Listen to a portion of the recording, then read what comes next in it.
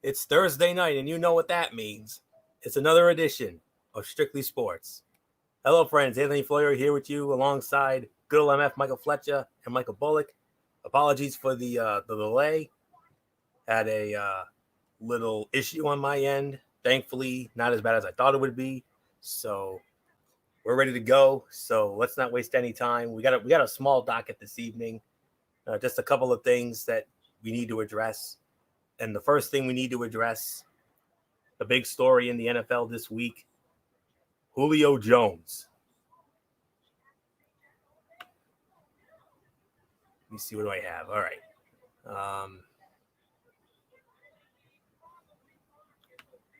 The Atlanta Falcons agreed to trade star wide receiver Julio Jones to the Tennessee Titans this past Sunday.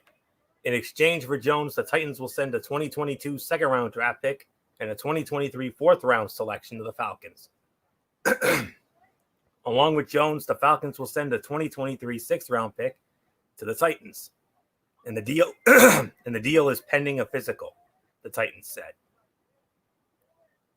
John Robinson, the general manager of the Titans, he said, excited to add Julio to the football team, is excited to be part of what we've got going on in Nashville. It's a big day for our team. And Robinson said talks picked up on Saturday before the two teams agreed to terms on Sunday. Besides Jones passing a physical, Robinson said the Titans also have work to do to fit Jones' contract under their salary cap. Robinson indicated that would likely be through restructuring contracts and not cutting players. So, Titans players Derrick Henry and A.J. Brown have expressed on social media their interest in having Jones as a teammate. Late last month, Brown posted a TikTok video to Jones explaining why the Titans would be the perfect fit for the star receiver. Several Titans players expressed their excitement for the trade on Sunday on Twitter, including left tackle Taylor Lewin, who saluted Robinson, and quarterback Ryan Tannehill. Brown shared a photo on Twitter of himself, Jones, and Henry all in Tennessee jerseys, writing, "Please excuse my language when I say this. Y'all done effed up." The Titans lost two of their top pass catchers in free agency as wide receiver Corey Davis signed with the New York Jets, and tight end Jonnu Smith signed with the New England Patriots. Tennessee's odds at Caesars Sportsbook by William Hill to win the Super Bowl improved from 35-1 to 30-1, while its odds to win the AFC improved from 18-1 to 15-1. The Titans' odds to win the AFC South, meanwhile, improved from plus 120 to plus 110, tying them with the Indianapolis Colts. Jones has been the subject of trade conversation over the past 2 months as Atlanta tries to remedy its salary cap situation. On FS1 on May 24, Jones said, "I'm out of there," when asked about the Falcons in a telephone call with Shannon Sharpe on the network's Undisputed show. It is unclear whether Jones knew the phone call was being televised.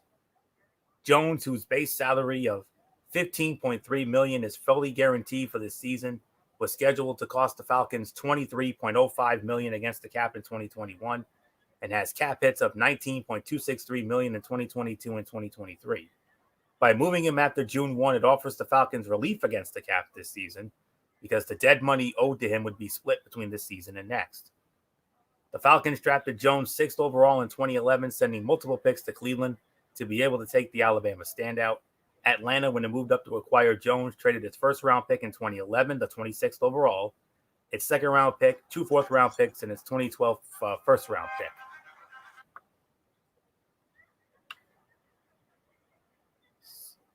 Jones had one of it. Well, actually, hold on.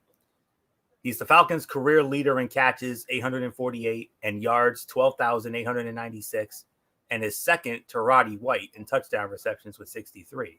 His 95.5 receiving yards a game is the best per-game average in NFL history, almost 10 full yards better than first-ballot Hall of Famer Calvin Johnson, who is second, 86.1. Jones had one of his worst seasons in 2020, limited to 9 games because of injury, with 51 catches for 771 yards and 3 touchdowns, while his 15.1 yards a catch was his highest since 2017, and his catch percentage of 75% was the best of his career. His 85.7 yards per game was his lowest since 2012, his second year in the league. The Falcons do have options to fill in for Jones. Calvin Ridley, whose fifth-year option Atlanta picked up in May, will slide into the number 1 role, and a combination of 2021 first-round pick Kyle Pitts, Russell Gage, Olamide Zaccheaus, and 6th-round pick Frank Darby could see bigger roles with Jones elsewhere. But definitely a game changer in the AFC. Definitely makes the Tennessee Titans an even bigger threat than they once were. I mean, they got the best running back in the game today, right now, in Derrick Henry. And now you got Jones leading the receiving corps. I mean, my God, him and A.J. Brown. I mean, that's going to be a nightmare for whoever has to go up against them.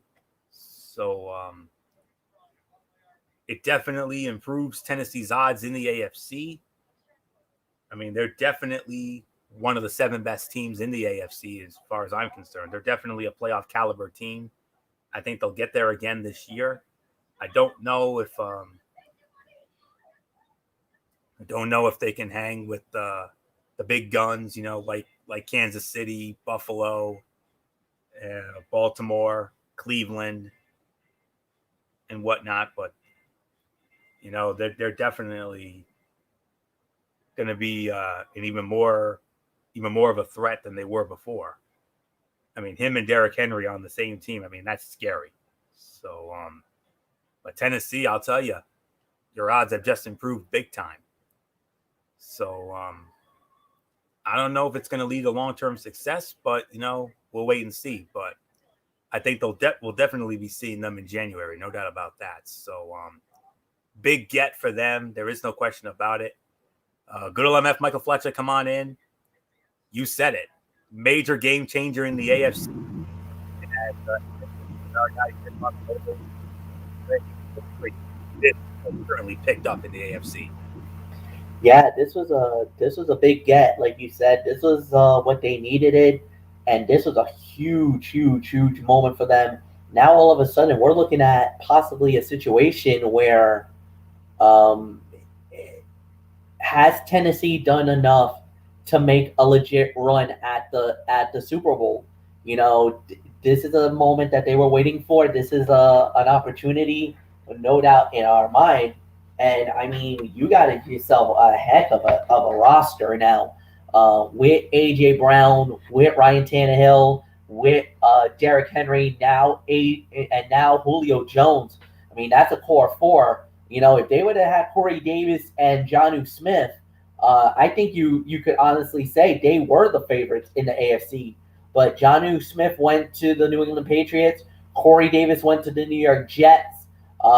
So, yes, you got a great open now. You got A.J. Brown and Julio Jones on the outside. Now you got to wonder, do you have a good tight end that can work? Do you have and maybe a third receiver, a slot guy that you can use? Of course, you're going to have a very powerful running back and probably one of the best running backs in the game right now when you have Derrick Henry. And if Ryan Tannehill can just be consistent, doesn't have to be the best, but be consistent week in and week out. Obviously, Tennessee is going to be a favorite right now. I think they'll easily win the division. As far as being one of the top teams, I don't know. I mean, I think right now they're probably the 3rd best. I think Kansas City is definitely still the best. Buffalo, you can't sneeze on them because of the fact that they got almost all their players back from last year, so they're going to be reloaded and powerful. So, I mean, right now, I say Tennessee is definitely going to be there in January as a division champion. As far as beyond that, I don't know. We'll see. So, Michael Bullock is yours. Yeah, like you said, this was a big trade here and a really big addition for the for this Tennessee Titans team. Like you said, imagine if they still had Jonnu Smith and Corey Davis, and you go with Julio Jones here as well. They could definitely be one of the top teams in the AFC. But I still think they're at least in the top 5. Because like you said, Tannehill's still got to be consistent, and of course you still got that tandem of Derrick Henry and of course AJ Brown. So this offense can still be good. Now, whether they can take them far, into the playoffs? We'll just have to wait and see. I mean, it's going to be up to the team to see how they do, but they're getting a big play receiver here, and yeah, I mean, and yeah, he's definitely made some big plays when he was with the Falcons, and my team, the Patriots, know it firsthand from when we played them in the Super Bowl. So yeah, Tennessee's getting a really big receiver. Whether it'll contribute big time to get them far into the playoffs, we'll just have to wait and see. So there's really nothing more to say. Florio, it is yours. All right, gentlemen. Now we're going to get into the other big story, and that is the second round of the NBA playoffs that started. I believe it was last Saturday night that it started with, and it's starting off with what I personally believe is, for my sake, and in my opinion, the most compelling second round series of them all, coming out of the Eastern Conference. And it features the number 3 seed, the Milwaukee Bucks, squaring off against the number 2 seed, the Brooklyn Nets. And we're already 3 games into this series. And the first 2 games in Brooklyn, it was all Brooklyn. I mean, absolute domination in both games. The series shifted to Milwaukee tonight. A definite must-win for the Bucks, and boy, howdy did they answer the bell. They got it done. Game 1, Brooklyn won 115-107. Game 2, Brooklyn absolutely destroyed Milwaukee 125-86. And then tonight, as the series shifted to Milwaukee, the Bucks survive 86-83. Brooklyn leads the series 2-1. Game 4 will be on Sunday. Will be on Sunday afternoon at 3:00 over on ABC. Game 5 will be on Tuesday. Time to be determined. We know it'll be at least 5. Should there be a game 6, it would be next Thursday night, June 17th. And if a winner-take-all game 7 should be needed, it'll be on Saturday, June 19th. So not much more to say here. MF, started with you. Finally, after what we saw tonight, the game we saw tonight, finally made this the most compelling series of the second round. Finally lived up to it. Yeah, I mean, Milwaukee had to get this game. If they did not win this game, it was series over.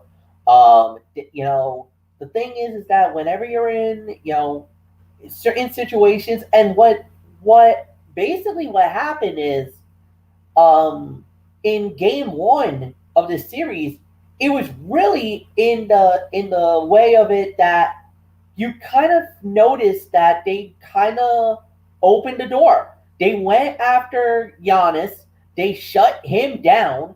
And then on top of that, when you get the 3-headed monster of either, Harden, Irving, and Durant. Now, Harden hasn't played the first 2 games that I know. He's been nursing an injury. But Kevin Durant's been going off. Kyrie Irving's been going off. And if these 2 guys get going, forget it. You're not winning a game. Tonight, they were able to neutralize Durant and Kyrie enough. And Giannis was like, you know what? Enough of this. I'm going to show why I'm the MVP. And he played like an MVP tonight. So he definitely needs to play like that again. And they got to continue. But you also need Chris Middleton to show up. You need other guys to show up. If you can do that, then maybe Milwaukee has an outside chance. I just don't see it. I think it's going to go 6 games, but I do have the Brooklyn Nets winning the series in 6. Michael Bullock, I give it to you. Yeah, and like you said, the Bucks, they had to win this game. I mean, they knew if they could just get the series, if if they can just get back home, they can get back to playing the game they're known for playing. And yeah, they definitely had a big game here. I mean, Giannis being Giannis, and obviously Chris Middleton really stepping up for them big time, especially after the Brooklyn Nets basically dominated the first two games of the series, and especially in game two where it was not even close. It was basically like a Ryback squash. I mean, when was the last time you ever saw a Milwaukee Bucks team get beaten up like that? Not in I can't even remember, but they got the payback here tonight and made it a 2-1 Brooklyn. So if they win this next one, they'll even up the series, and we really got ourselves a series here. So this is a tough one, but I'm going to go with the Brooklyn Nets to win the series. I just think they got too much firepower. I mean, with Kevin Durant, with Kyrie Irving, and obviously with James Harden. I mean, obviously he hasn't played yet, but when he gets in there, look out. This is going to be a tough team to handle. Blake Griffin's really stepped up. So, yeah, so there's really nothing more to say. Florio, it is yours. I got the Nets in 6 or 7 games. Okay. 3 things to watch. Number 1, will the Nets have the required urgency? The Nets should have swept the shorthanded Celtics in the first round, but a 125-119 loss in Game 3 was further evidence that they can let their guard down on defense. In fact, Games 3 and 4 were 2 of the Celtics' 5 most efficient scoring games of the season. Brooklyn was good enough offensively. Their 128 points scored per 100 possessions was the most efficient series for any team in the last 25 years. To get away with a mediocre defense against a 7 seed, missing one of its best players, but they can't get away with a lack of focus and or effort against Milwaukee. 2, options at the 5. With Brook Lopez or Bobby Portis playing all non-garbage time minutes, the Bucks didn't use Jonathan Antetokounmpo or PJ Tucker at center at all in the first round, but 22 of the 57 regular season minutes where they used an Antetokounmpo-Tucker front line with both Lopez and Portis off the floor came in the 2 games against Brooklyn last month. The Nets played DeAndre Jordan in the regular season series and used him as the primary defender on Antetokounmpo, but Jordan has played just 5 total minutes in the 11 games since those 2 in Milwaukee. In the first round, the Nets played small with Kevin Durant or Jeff Green at center for 66 minutes, 13.2 a game, and struggled on the glass whether they were playing small or not. Nicholas Claxton gives them a combination of size and mobility that they don't have otherwise, but has played just 52 career games in the NBA. And 3, 1-on-1 or 4-on-3. Connected to the lineups is how each team wants to defend pick and rolls and whether they want the opponent to play 1-on-1, switching screens and encouraging isolations, or 4-on-3 by bringing 2 defenders to the ball and encouraging ball movement. The Bucks were able to keep Lopez near the basket against the Heat, but that will be more difficult against all the shooting that the Nets can put on the floor. Playing Tucker at the 5 will allow them to switch all screens, keep the ball in front of them, and force Brooklyn to beat them over the top. The Nets switched most screens against the Celtics, who had Jason Tatum attack Blake Griffin. The Bucks, of course, could find favorable matchups if the Nets guards get caught defending Antetokounmpo inside. The number to know is 92. In 636 career games, regular season and playoffs, Jonathan Antetokounmpo has attempted more than 25 shots from the field 23 times. 3 of those 23 occasions were the Bucks' 3 games against the Nets this season, none of which went to OT, with his 92 total field goal attempts over the 3 games being 38 more than he attempted against any other team. Brooklyn encouraged Antetokounmpo to shoot, and he obliged. His usage rate of 48.8% in the Bucks' win on May 2nd was the second highest for any player in a game this season, and his 39.7 points were the most for any player against the Nets. The positive aspect for the Nets was that only 51% of Antetokounmpo's 92 shots came in the paint, and that was his second lowest rate versus any opponent this season. Among 230 players who took at least 100 shots in the paint and 100 shots from outside the paint, he had the biggest difference between how well he shot inside, 69%, and how well he shot outside, 32.4%. So critical for any defense is keeping the 2-time MVP away from the basket. Of course, the Bucks' 2 wins over the Nets were 2 of the 6 times in his career that Antetokounmpo has made 4 or more 3-pointers. In the first round against Miami, Antetokounmpo shot just 5 for 26, 19% from outside the paint, 4 for 10 from mid-range, and 1 for 16 from three-point range. So expect the Nets to continue to play him soft. The Nets are not good enough defensively to make quick work of the Bucks, who have three guys, Antetokounmpo, Drew Holiday, and Chris Middleton, who can really take advantage of a mistake-prone defense. Milwaukee can also hurt the Nets, who ranked last in defensive rebounding percentage in the first round, on the glass as much as Boston did. And Antetokounmpo, Holiday, Middleton, and Tucker are as equipped as any group in the league to defend the Nets' three stars. But can they keep Durant, James Harden, and Kyrie Irving in check 4 times in 7 games? With their talent and the ability to beat great defense with even better offense, the Nets should be able to survive and advance. Nets in 7. So not much more to say there. Let's move on to our next series. The other Eastern Conference second-round series. The number 5 seed, the Atlanta Hawks, squaring off against the number 1 seed, the Philadelphia 76ers. The series is even at a game apiece. Game 1 was on Sunday, and not even the great Triple H and with the whole Degeneration X routine ringing that bell in Philadelphia, not even he was enough to put the Sixers over the hump, as the Atlanta Hawks stole Game 1, 128-124. And then on Tuesday night in Game 2, the Sixers even the series, 118-102 winner there. Game 3 will be tomorrow night in Atlanta on ESPN.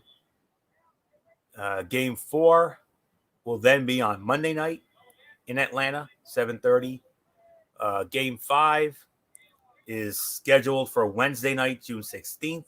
So I believe that means we're going to see AEW Dynamite pushed back to Friday again, I'm sure, because of this. We know it's going to go at least 5. Should there be a Game 6, it'll be on Friday, June 18th. And if a winner-take-all Game 7 is needed, it'll be on Father's Day, Sunday, June 20th. So there you go with that. Michael Bullock, 2 games in, we're even at 1. Who ultimately wins the series between Atlanta and Philly? Yeah, like you said in the previous series, obviously the Hawks took care of business with the Knicks thanks to their big star Trae Young, and of course, like you said, not even Triple H could help the Sixers take Game 1, because that basically went to the Hawks. But like you said, they bounced back, and yeah, we got a series. But the thing is, I mean, there's a reason why this Sixers team is the number 1 seed, obviously because of Mr. Joel Embiid. So I just find that it's going to be really hard for this Hawks team. I mean, the Hawks will put up a fight, no doubt about it, thanks to their superstar Trae Young. But I just think this Sixers team is just too good right now. So I got the Sixers winning this series. As far as how many games I got this one going, I think it's going to be 5 games as far as I'm concerned, because I know the Sixers team is gonna kick it up a notch, and they're gonna be that dominant team that we saw in the regular season. So nothing more to say. Florio, it is yours. All right, the 3 things to know for this series. Number 1, Joel Embiid's status. If the big fella is healthy or nearly so, the Sixers are better and more polished at both ends of the floor. With Embiid limited or sidelined, the Hawks' 3-point shooting could benefit from a heavy complement of rim attacks. Their own front court players, Clint Capella and John Collins, might avoid the foul trouble that Embiid brings with him. The series can't start too soon or move too swiftly for Atlanta's liking, staying a step ahead of Embiid's treatment regimen. 2, can Trae Young keep it going? The Knicks and their fans got a taste of the havoc Young can wreak on a game with his scoring, his passing, his energy, and his elusiveness. The Sixers are better equipped to slow him with backcourt defenders such as Simmons, Danny Green, George Hill, and Matisse Thybulle. But the irrepressible Young, in the 2 games he played against Philly this season, averaged 38.9 points and 8 assists per 36 minutes. If the lane is more open now, look out. And Young has X-Factor Bogdanovich to draw defenders now. He averaged 16.4 points and made 43.8% of his 3-pointers this season. but missed all 3 Philadelphia games. And 3, who wins the free throw contest? Philadelphia outscored its opponents by 156 points from the foul line during the season. The Hawks were even better, going plus 198 from the line over their 72 games. Head-to-head, Atlanta had a 66-49 edge, so the 48 total points that separated them in the 3 games came from elsewhere. We'd rather not watch a lot of points scored by standing around, but it is a category worth watching. The number to know is minus 6.2. The Sixers are 30-6 with their full starting lineup, and one of those losses was Game 4 against Washington, when Joel Embiid didn't play after the first quarter. In the regular season, the lineup outscored opponents by 215 points, the best cumulative plus-minus by a wide margin among all lineups, and by 14 points per 100 possessions, the 6th best mark among 30 lineups that played at least 200 minutes. Through the first 3 1/4 games of the first round, it outscored the Wizards by 61 points, 45.6 per 100 possessions in 60 minutes. The Sixers did win Game 5 without Embiid, and they played well with him off the floor in their 2 April wins over the Hawks. But in 322 total minutes, 275 in the regular season, 47 in the playoffs, with their other 4 starters on the floor without their MVP candidate, the Sixers have been outscored by 6.2 points per 100 possessions. The difference between those minutes and the minutes with all 5 starters on the floor has been significant on both offense and defense. On offense, it's 10.8 fewer points scored per 100 possessions, and defense, 12.2 more points allowed per 100. That number 1 seed in the Eastern Conference, up for grabs right into the final couple weeks, looms large now for Philadelphia.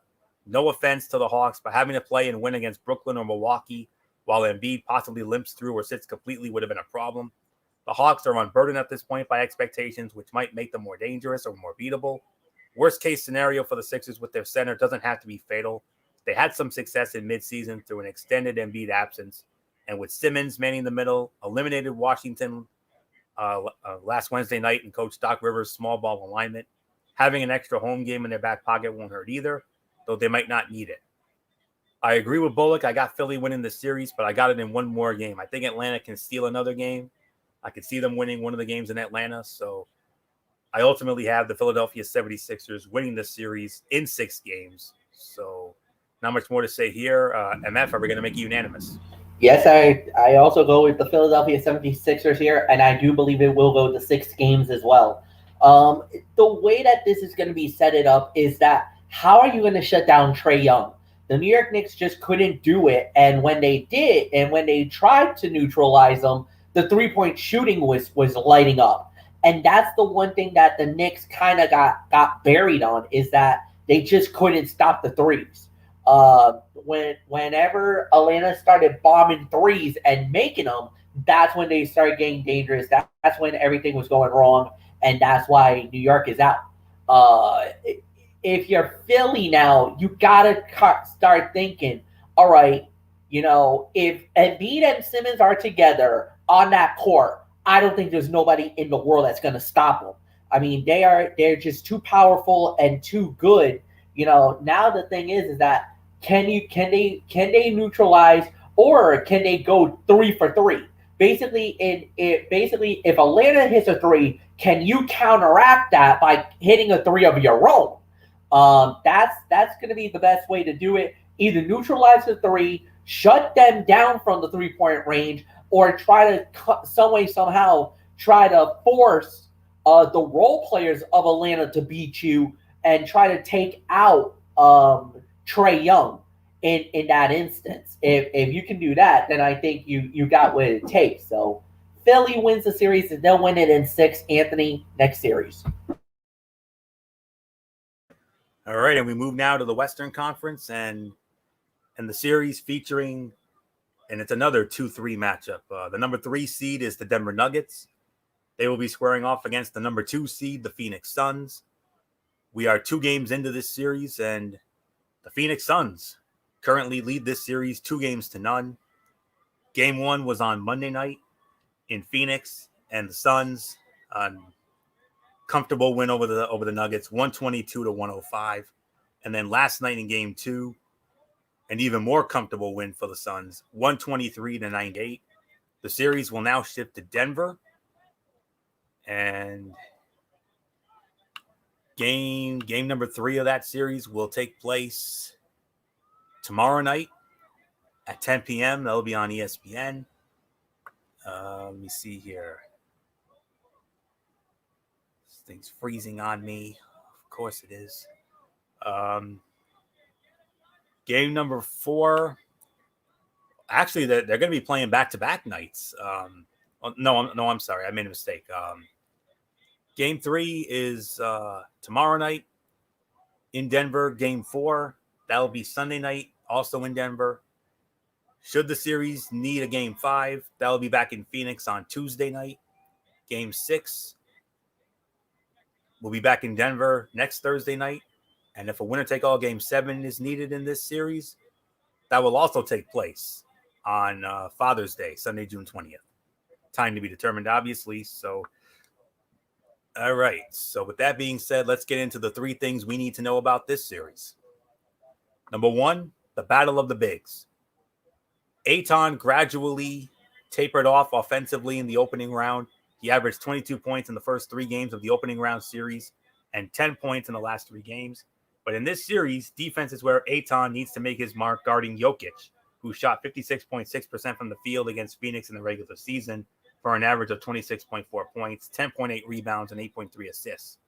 The Suns come into this series with a defensive rating of 102.6, and they're allowing an average of 44.7 points in the paint. Jokic is probably most dangerous as a facilitator, but Ayton appears to be peaking as a defender at just the right time. Ayton is long and versatile and capable of holding his own when switched on to guards. Offensively, Ayton's ability as a screener and roller opens up things for Chris Paul and Devin Booker. So while Jokic enters this matchup with Kia MVP pedigree, don't sleep on Ayton. It's probably a more even matchup than you think. 2, how Denver deals with Phoenix's backcourt. This is where the absences of Murray and Barton hurt Denver the most. Rookie Facundo Campazzo and Austin Rivers will take on the responsibility of guarding Paul and Booker, which is not an easy assignment for even the league's best guards. Paul has fought through a nagging right shoulder injury throughout the playoffs, but it hasn't significantly hindered his ability to produce as a playmaker. Paul dished a total of 46 assists in the first round with just 9 turnovers, while Booker is coming off a playoff career-high 47 points in the closeout game against the Lakers. For as much faith as Malone has in his team, he's surely looking at the matchups in the backcourt as a major disadvantage.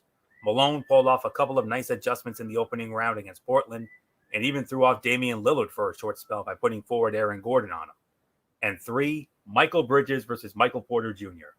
Bridges is Phoenix's designated stopper on defense, which means he routinely draws the assignment of guarding the opponent's best perimeter player.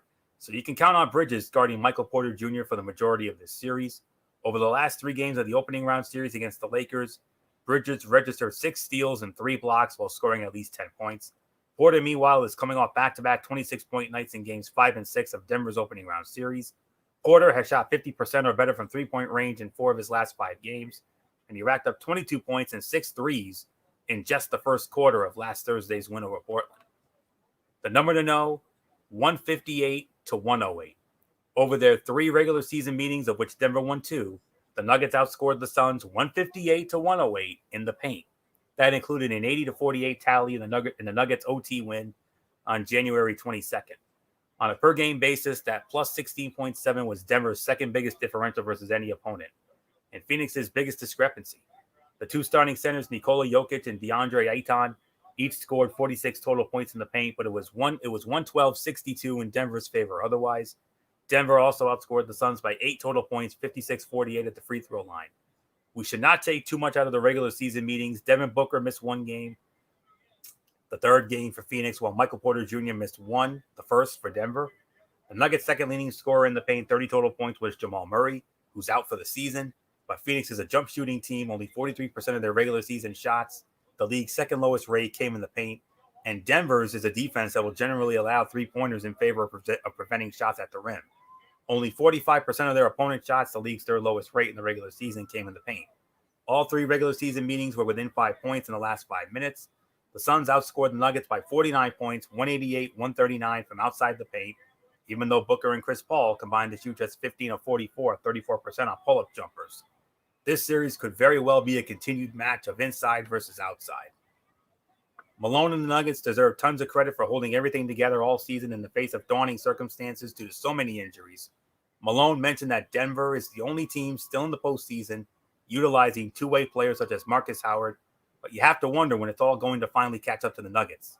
This series is the type of matchup in which we're all likely to finally notice the talent deficiency the Nuggets have overcome for quite some time. Denver managed to pick apart Portland's weak defense, but it now faces a Suns defense that ranked 6th during the regular season. Going all the way back to last season's bubble, Phoenix has been in sync and on a mission with just the right mix of veteran leadership, experience, youth, and hunger. Phoenix Suns win this series in 6 games. Good old MF Michael Fletcher, who do you got? I can't disagree. I got Phoenix as well. Look, what we saw them do against the Los Angeles Lakers was absolutely unbelievable. But I know a lot of people are going to say, yeah, but think about it. If they would have lost, because of the fact that they lost Anthony Davis, that kind of changed the makeup of the series. Absolutely. I'm not going to disagree with that. And I definitely get where you guys are coming from. But at the end of the day, it was, I feel, the right team won and the better team won. So for me, I thought there was nothing else that could have been anything more. And yeah, I'm pretty happy with the way that it ended. And, Phoenix, I think, should have, it's going to be a little bit of a tough series, but I still think they got what it takes. And I think they'll get the job done and they'll win the series. So I got Phoenix in 6. I think they'll advance to the Western Conference Finals. And Michael Bullock, I give it to you.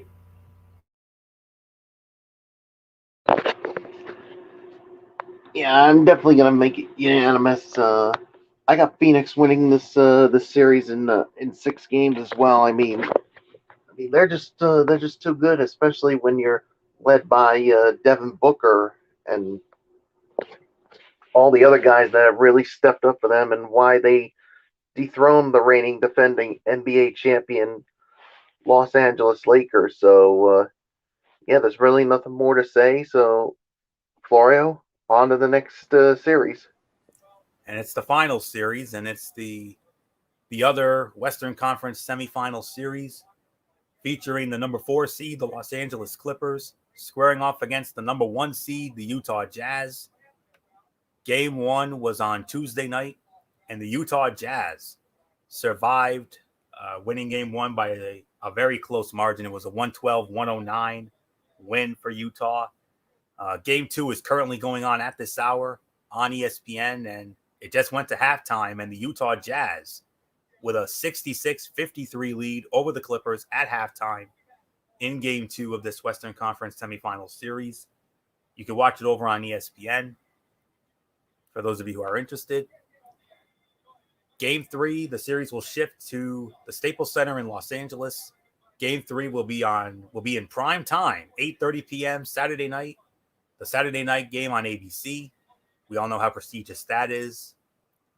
Saturday night, ABC, Game 3, 8:30. Game 4 will be on Monday night, 10 p.m. Eastern. I believe it'll be on, it'll either be on TNT or ESPN. Should a Game 5 be needed, it'll be back in Utah on Wednesday.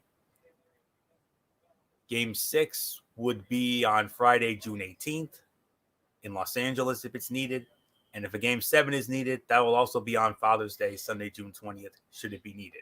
So there's all the schematics for that one. So MF, started off with you. Utah with a 1-0 series lead. Looking for a 2-0 series lead as they currently have a 13-point lead at the half. Yeah, and the thing is that I really think that I got Utah winning the series. You got Donovan Mitchell right now, who's been absolutely amazing. Rudy Gobert is looking really good right now. And they've been able to neutralize Kawhi Leonard and Paul George. I think it's going to be a rough series. I think it'll go 6-7 because I do believe that the Clippers will get a couple of games back once they get back to LA. But I do believe right now, I just see Utah just as the better team more than anything else. So I think it's going to go 6 games, and I got the Utah Jazz advancing to the Western Conference Finals. So, Michael Bullock, it's yours. Yeah, I got Utah winning this series as well. I think this is going to go 6 or 7 games. I just like that tandem for Utah of Donovan Mitchell and Rudy Gobert. I mean, and plus how Utah has been able, like you said, to contain Kawhi Leonard and Paul George on the Clippers. So if Utah can, I mean, this is going to be a long series, no doubt about it. I mean, I just think somehow I still think the Jazz will be able to contain those two, or at least, I mean, have one of them have a good game, but not the other. I mean, if you shut both of them down for one game, then you're doing something. So I got the Utah Jazz winning it in 6 or 7 games. So Florio, it is yours. The three things to know. Number one, is Mike Conley healthy? Jazz point guard Mike Conley is dealing with a mild hamstring strain and wasn't guaranteed to play game one. These injuries are tricky, so there's always the chance Conley could be limited by the injury. This would obviously be a setback for the Jazz. With the exception of Mitchell's ankle injury last month, they were among the healthiest contenders in the league. 2, who's at the point for LA? Speaking of point guards, who's carrying the load for the Clippers? Pat Beverly was a ghost in the first round, and he dealt with injuries late this season. Rajon Rondo wasn't playoff Rondo. Instead, the Clippers went heavily with Reggie Jackson, who had solid moments with a bit of Terrence Mann tossed in. When the season began, both players were barely in the rotation, but they both finished strong and earned their promotions. Look for Jackson to continue starting and getting the call in the fourth quarter until further notice. And 3, Clarkson and Ingles struggling. The Jazz can throw the Kia Six-Man Award winner, Clarkson, and the runner-up Ingles on the floor this series, but both have been inconsistent lately. Clarkson started the regular season strong and finished weakly, and vice versa for Ingles. In the first round, neither played to their level. Utah could use a comeback from both, if only to force the defense to make some big decisions on whom to guard, and also to help with the load in the event Conley is gimpy. The number to know is 67.5%.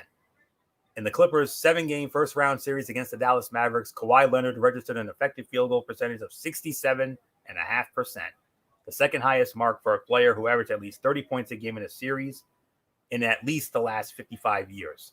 He shot 61% from the field, including 16 of 23 from mid-range and 43% from three-point range, while also shooting 90% on 7 free-throw attempts per game.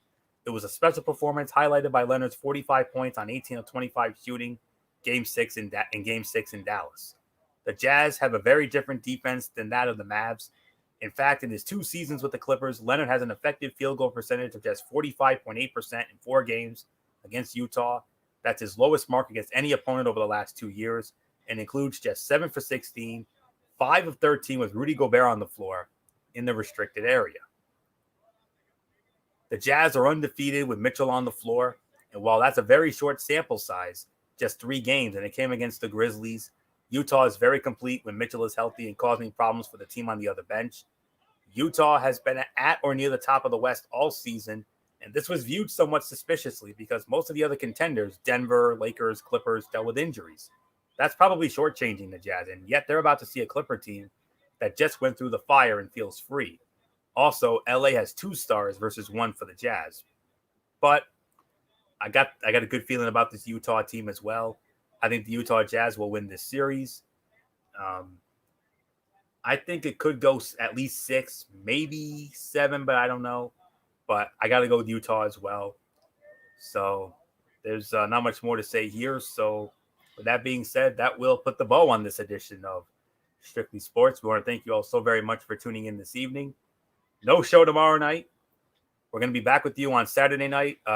Is it 10 p.m., MF? Is that the start time? Just want to be sure on the start time for the show on Saturday nights. So I know it's going to be right around our usual time anyway. But Saturday night, we're going to be back with you over on MF's channel, Braves Fan 95, for a special Saturday night edition of the Wrestling Forum.